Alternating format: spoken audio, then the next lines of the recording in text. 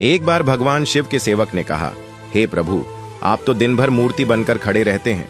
एक दिन मुझे आपकी जगह खड़े होने दीजिए, आप आराम से घूम आइए। शिव जी मुस्कुराए और बोले, ठीक है, लेकिन एक शर्त है। मंदिर में जो भी आए और जो कुछ भी कहे, तुम्हें बस सुनना है, जवाब नहीं देना है। सेवक ने शर्त मान ली और भगवान ने सेवक को अपने जैसा मूर्ति का रूप देकर मंदिर में खड़ा कर दिया, ताकि वह बिल्कुल भगवान जैसा दिखाई दे। सुबह सबसे पहले एक व्यापारी आया।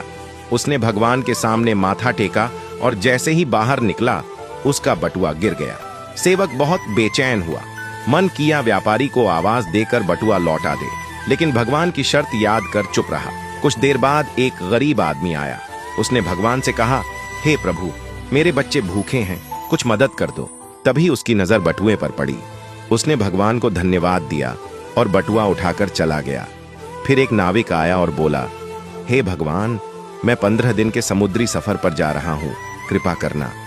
वह जैसे ही बाहर निकला, पुलिस आई और उसे बटुआ चोरी करने के इल्जाम में पकड़ लिया। यह देखकर सेवक खुद को रोक न पाया और चिल्ला पड़ा, यह गलत है। बटुआ तो उस गरीब ने उठाया था, इसे छोड़ो और उस गरीब को पकड़ो।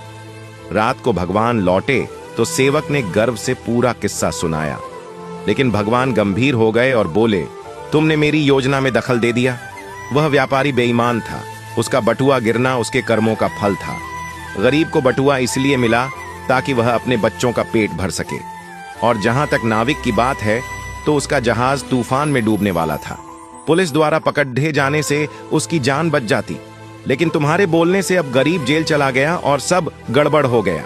फिर भगवान बोले, सेवक याद रखो, जो कुछ भी होता है उसमें मेरी योजना होती है। तुम्हारी नजर सिर्फ उस पल की सच्चाई देखती है, लेकिन मैं संपूर्ण समय और कर्मों को देखता हूँ। इसीलिए जब भी तुम्हें कुछ गलत लगे तो समझ लेना कि मैं तुम्हारे भले के लिए ही कर रहा हूँ। हर हाल में मुझ पर भरोसा रखो। निष्कर्ष, कभी कभी हमें जो चीज गलत लगती है, वही असल में हमारे अच्छे के लिए होती है।